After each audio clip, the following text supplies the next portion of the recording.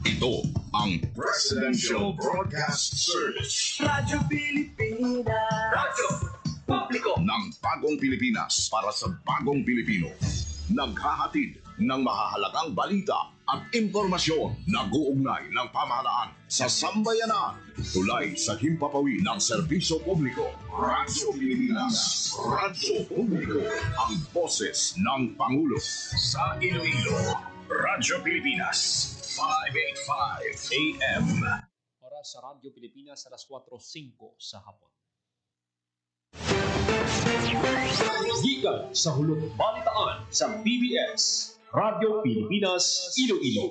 Gintipon sa bukos na pwersa sa News and Public Affairs Division. Mga pagsaysay sa mga hitabo o aksyon, mga pananawan, kang desisyon, mga hibubunon sa napituhan na sektor, mga dalagpong ng balita, diri sa Iloilo. At mga bahin sa Kabisayang nagkatunan. Mga balita na natipon sa sulod sa naligan ng 24 oras. Inyo mapatian sa Headliners Watch. Kagkaroon, yari ang inyong PBS News Team.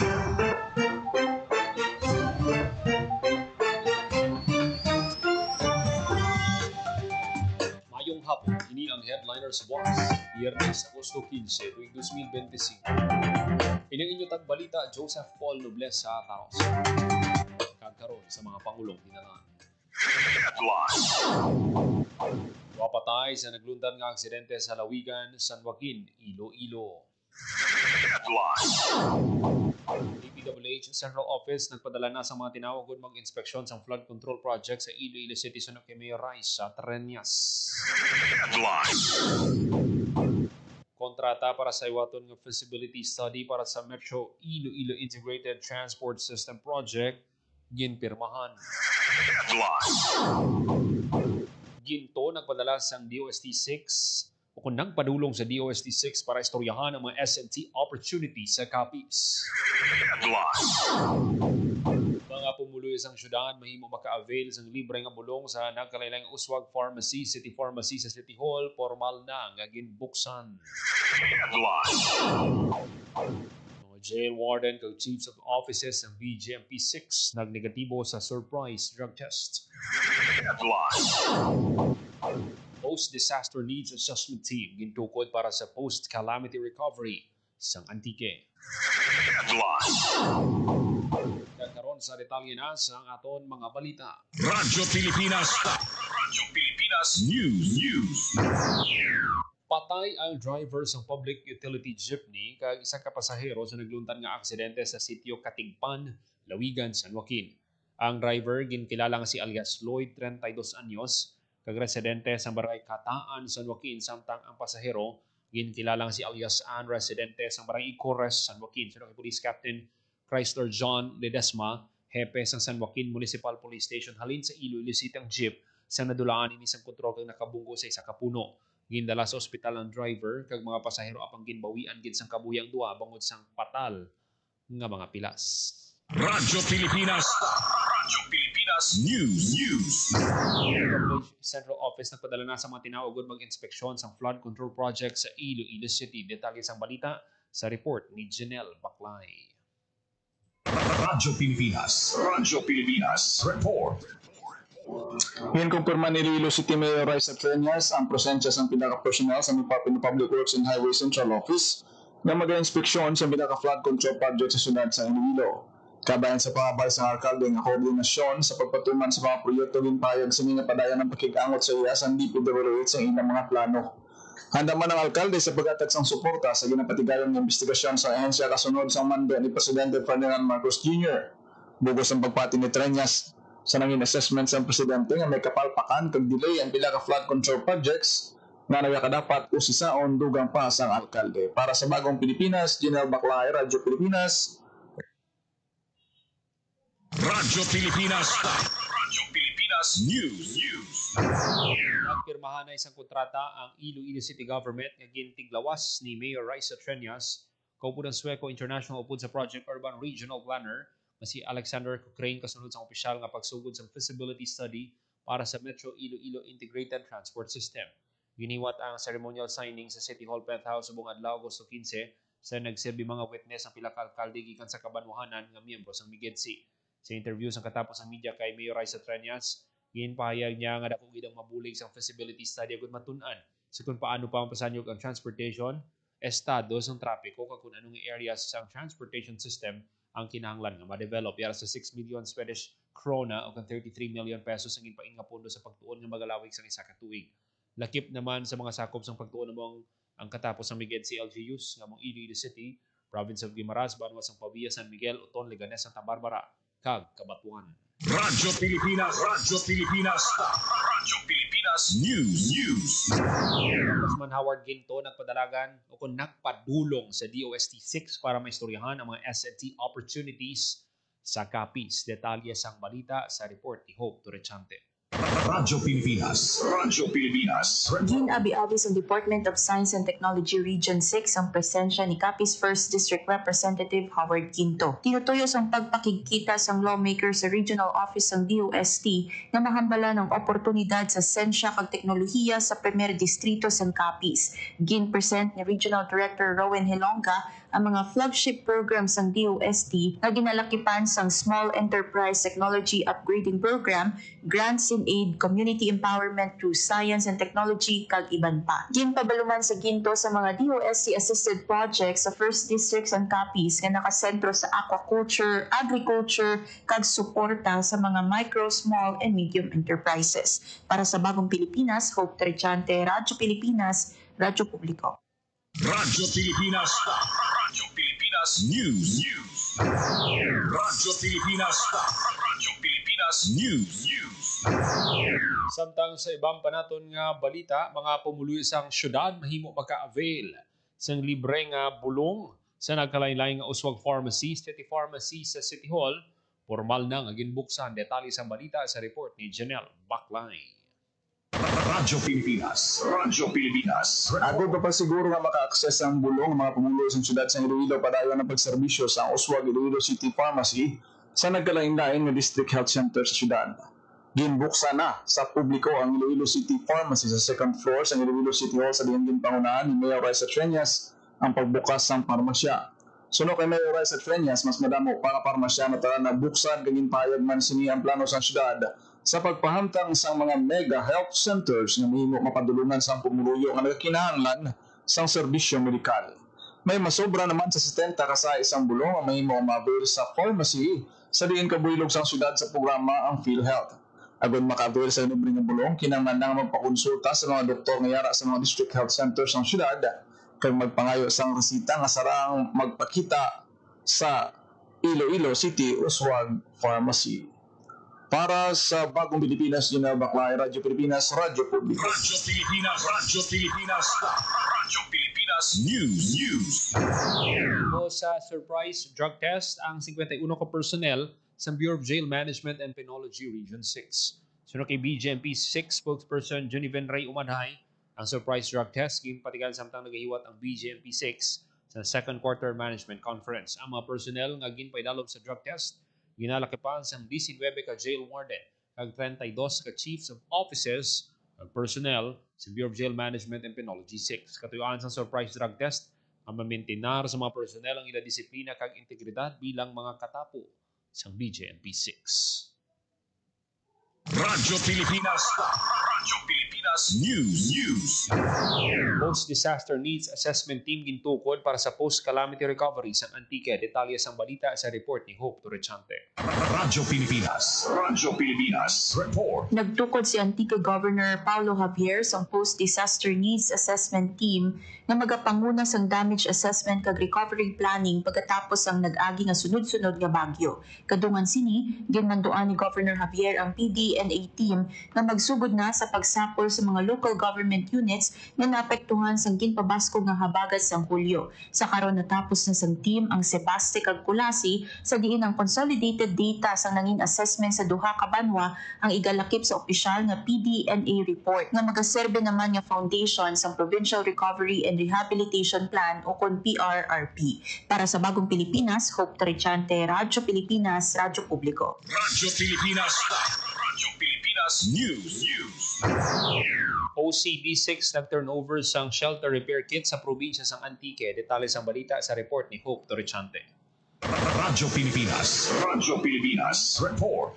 Nagpadala sang 200 ka shelter repair kits ang Office of the Civil Defense Western Visayas para sa probinsya sang Antique. Inibilang sa batman sa nangin request ni Governor Paulo Javier. Ang bulig para sa mga pamilya nga naapektuhan sang madamol nga ulan sang Hulyo. Sandig sa Department of Social Welfare and Development DOMIC report ang mga hatagan prioridad ang mga balay nga nagkalaguba bangod sang malain nga tiempo.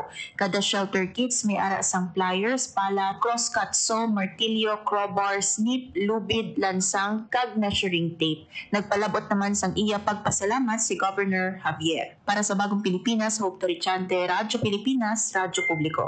Radyo Pilipinas News. Isa naman ka wind farm project ang pagkatukuron sa probinsya ng Guimaras. Para istoryahan ang proyekto, nagsapol sa Guimaras Governor Maria Lucille Nava, kaupo ng Ganubis Renewal Energy Incorporated, ang istoryahan ng mga updates sa pagkatukuron nga Sibunag Wind Farm Project. Ang $130 million nga proyekto may kapasidad ng 103.5 megawatts, kaginiyang patindugon sa 729 hektarya nga duta nga sakop sa maraming bubog ag sebaste sa banwa sang Sibunag sa rimpulo ka wind turbines. Ang ipatindog target kung masugura ng konstruksyon sa 2027 samtang testing kag commissioning ginapaabot sa tuig 2028. Sa karon yara na sa pre-development phase ang proyekto nga ginalakipan sang site studies, environmental compliance certificate application kag land acquisition para sa transmission line. Suno sa Ganubis, ang wind farm project maghatag sang limpyo kag environment-friendly nga kuryente. Ginabi-abi sang gobyerno probinsyal ang proyekto kag positibo sila nga makabulig ini sa pagpasanyog sang ekonomiya sang probinsya. Sa pagpatindog sang wind farm, nagalaw man ang gobyerno nga direkta makabenepisyo ang host community sa enerhiya nga maproduce apang ginpatag sang Ganubis nga base sa regulasyon ng kuryente direkta nga magakadto sa grid kag inyang i-distribute sa power distributors. Pero ginatun-an na sa Department of Energy ang pangabay may kang tanan sa local allocation. Radyo Pilipinas News. Northern Alliance for Development pamunuan ni Mayor Nielo Tupa sugod tuig 2025 tuptog tuig 2028.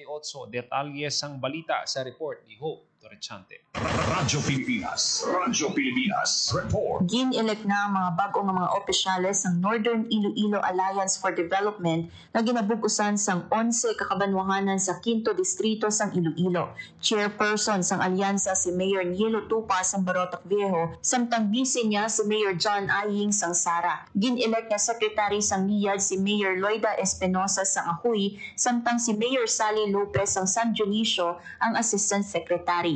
Treasurer si Mayor Oscar Villegas Jr. sang Lemery, Assistant Treasurer si Mayor Angelica Bianca Riquinto Espinosa sang Estancia. Napilian ng auditor si Batad Mayor Elvira Alarcon, samtang si Carlos Mayor Arnold Betita II ang Assistant Auditor. Business Manager naman sang NIAD si Mayor Millard Villanueva sang Concepcion, Mayor Filomeno Ganzon sang Balasan, ang Assistant Business Manager, kag Public Relations Officer naman sang NIAD si Mayor Roel Belleza sang San Rafael. Kung madumduman si Anay Akoy, Mayor Jet Rojas, ang anay nagapamuno sang Northern Iloilo Alliance for Development. Samtang nag-upod si Iloilo Governor Arturo Defensor Jr. sa nanging sinapol sang alyansa sa diin ginhambalan ng IUUF sa Northern Iloilo. Naibaluan niya tinutuyo sa niya nga magpasad sang policies kag programs para sa pagpangapit sang Visayan Sea nga bugana sa marine resources. Para sa Bagong Pilipinas, Hope Torrechante, Radyo Pilipinas, Radyo Publiko. Radyo Pilipinas News. Radyo Pilipinas News. Bisita sa Kapitolyo Provincial sang Iloilo ang opisyal sa Philippine Navy BRP Miguel Malvar nga nagdock sa Fort San Pedro sa syudad sang Iloilo. Ang mga opisyales sa ni BRP Miguel Malvar Commanding Officer Captain Raul Michael Hetsanova nga tumandog sang Pasig City, Iloilo, BRP Tomas Campo Commanding Officer si Commander Harvey R. Lustre kag BRP Albert Mahini Commanding Officer si Commander Louis Toong. Ang mga opisyal ginbato ni Iloilo Governor Arthur Defensor Jr. kag Vice Governor Natalie Ann de Buque. Naibaluan nga sang damlag lang na kompleto sang BRP Miguel Malvar ang serye sa mga readiness tests sa Palawan kag nagbuylog sa Joint Maritime Patrol kaupo ng United States sa West Philippine Sea. pagpakita sa commitment sa pagpangapin sa national waters ang pungsod kag sa pagpabakod sa regional cooperation. Radyo Pilipinas. Radyo Pilipinas News. Nagbisita si Senator Bam Aquino sa probinsya ng Antique subong nga Biyernes, Agosto 15. Isa sa mga tinutuyo ng senador ang kamustahon ang mga sitwasyon sa mga bulutuan sa probinsya. Labi pa nga siya ang chairperson sa Senate Committee on Education. Radyo Pilipinas. Radyo Pilipinas News. Hiwaton sa Tamasak Arena sa Barotag ang karon nga tuig nga National Vegetable Congress sa Nobyembre 5 tubtob 7. Ang aktibidad pangunahan sa Panay Organization for Progressive Agriculture na may tema nga Innovative, Resilient, Sustainable, Market-Ready, Revitalizing the Vegetable Industry for a Food Secure Bagong Pilipinas. Sunod kay Larry Nacionales, chairman ng POPA Agriculture Cooperative, ang Congress magapasanyog pa sa mga mangunguma, magapakilala sa mga bagong teknolohiya kag magabukas sa mga bagong hinon-anon angon sa vegetable sector sa pungsod.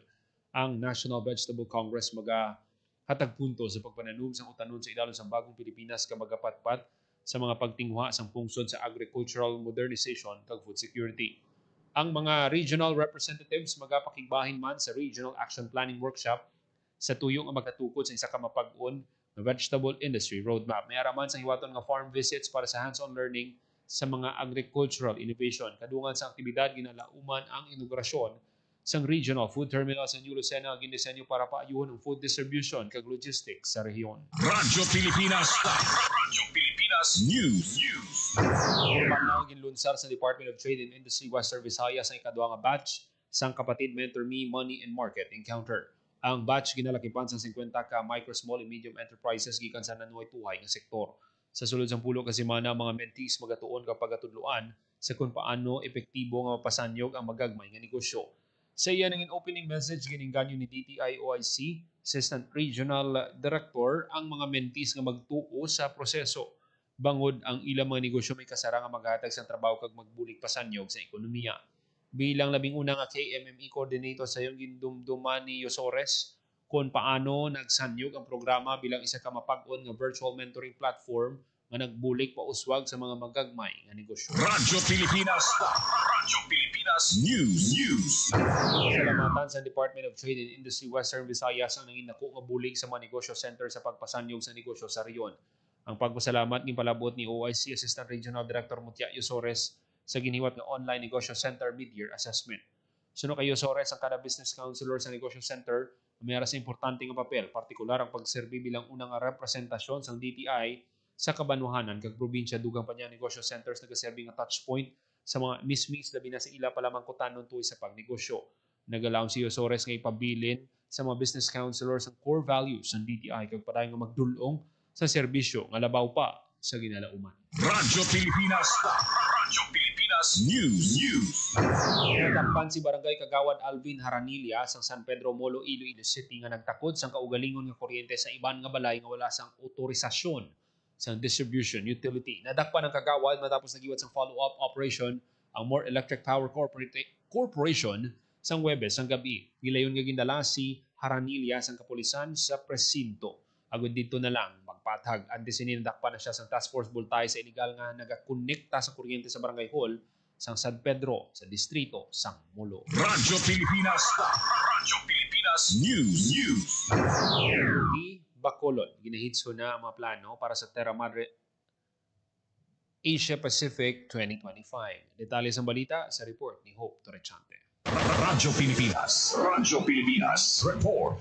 3 na lang kabulan kagiwato na sa 11 nga tion ang Terra Madre Asia Pacific 2025 sa Bacolod City. Kadungan sini ginahitso naman sa Department of Tourism kag sa Bacolod City ang mga plano para sa aktibidad. Nagsapol sa DOT Secretary Cristina Garcia Frasco kag Bacolod Representative Albe Benitez kaupod sa Ramon Uy Jr. sang Slow Food International kag Rina Gamboa sang Slow Food Community Negros agud preparahan ang ginakabig pinakadako nga pagkililipon sa sustainable food sa rehiyon na natala na sa November 19 to 23. Ang kahiwatan kabahin sa kampanya sang DOT para sa gastronomy tourism. Ninalauman nga magatambong sa event ang mga mangunguma, mangingisda, chefs, indigenous people kag mga food advocates gikan sa kapin 20 kapungsod sa Asia Pacific region. Igapasundayag sang DOT ang Slow Food Travel Pavilion sa diin sarang matilawan kag makita ang mga pagkaon sang Negros, Western Visayas kag iban pa. Para sa Bagong Pilipinas, Hope Trichante, Radyo Pilipinas, Radyo Publiko. Radyo Pilipinas. Radyo Pilipinas News. Samtang arestado sang Bacolod City Drug Enforcement Unit ang duha ka nagaduso sang illegal nga droga sa ginpatigayon nga buy-bust operation sa Purok, Serasa South, Barangay 3, Bacolod City.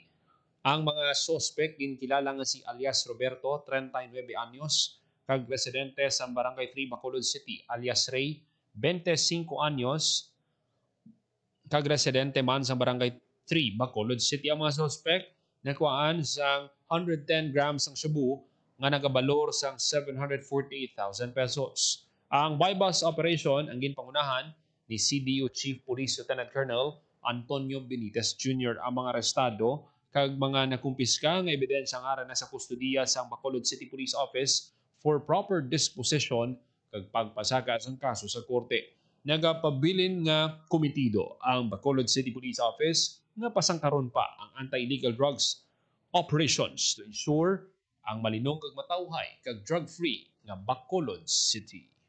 Radyo Pilipinas. Radyo Pilipinas News.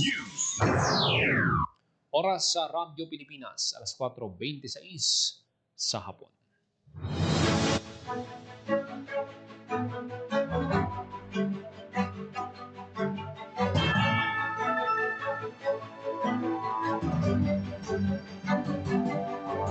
Kagamihan tumanatipon nga balita sa PBS Radyo Pilipinas Iloilo News Team. Biyernes, Agosto 15, tuwing 2025. Para sa Bagong Pilipinas, Joseph Paul Noblesa Tarosa, Radyo Pilipinas, Radyo Publiko. Ang inyong tulay sa himpapawid ng serbisyo publiko, ang Presidential Broadcast Service, Radyo Pilipinas, Radyo Publiko. Radyo Pilipinas. Radyo Publiko.